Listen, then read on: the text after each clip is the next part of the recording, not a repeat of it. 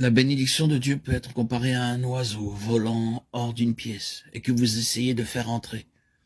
Essayez tant que vous le voulez, vous ne pourrez pas l'inciter à entrer. S'il le désire, il entrera. Vous devrez alors seulement faire attention de ne pas le laisser s'envoler de nouveau. Vous ne pouvez pas le convaincre d'entrer, mais vous pouvez être facilement la cause de son départ. Uniquement un peu d'inattention de votre part et il sera parti. Il en est ainsi de la bénédiction divine. C'est Dieu qui en a l'initiative. Il n'y a aucun effort à faire de notre côté. Mais lorsque sa bénédiction nous a été librement accordée, il suffit de peu de choses de notre part pour la voir s'envoler.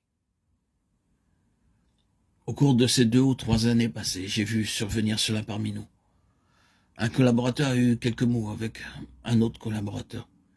Ce qu'il a dit était parfaitement juste et ce qu'il a fait l'était aussi. Mais je sentais au-dedans de moi, frère, tu as certainement raison, mais ceux qui servent le Seigneur sont-ils absolument gouvernés par ce qui est bien?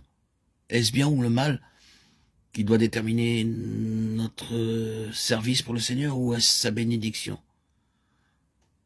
Ce que nous avons fait peut être éprouvé au tribunal du bien ou du mal. Mais qu'en sera-t-il si la bénédiction divine ne demeure pas sur ce que nous avons fait? La question que nous devons nous poser à l'égard de notre activité n'est pas suis-je dans le bien en faisant cela, mais est-ce que j'ai la bénédiction du Seigneur dans cette chose? Si nous ne voulons pas que sa bénédiction soit retenue, alors nous devons accepter qu'il retienne nos paroles et notre manière d'agir. Il est si facile de perdre la bénédiction de Dieu. Et en la perdant, pour vous, vous empêchez aussi vos collaborateurs de bénéficier de sa bénédiction. Oui, ce que vous avez fait peut être juste, mais il n'est nul besoin d'avoir fait quelque chose de mal pour perdre la faveur divine. La bénédiction de Dieu ne peut jamais reposer sur ce qui est mal, mais elle ne peut pas pour autant toujours demeurer sur ce qui est bien. Elle se trouve de manière constante là où les frères vivent en harmonie, mais jamais là où la discorde règne parmi eux. Comprenons bien qu'il est important de ne pas avoir de différend avec qui que ce soit parmi les frères, même si l'examen de la situation nous donne raison.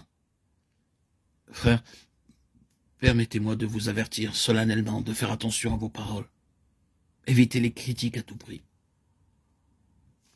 Sinon, vous perdrez la faveur du Seigneur, et l'œuvre en subira les conséquences. L'œuvre divine n'est pas édifiée par la puissance de l'homme ou par les dons de l'homme.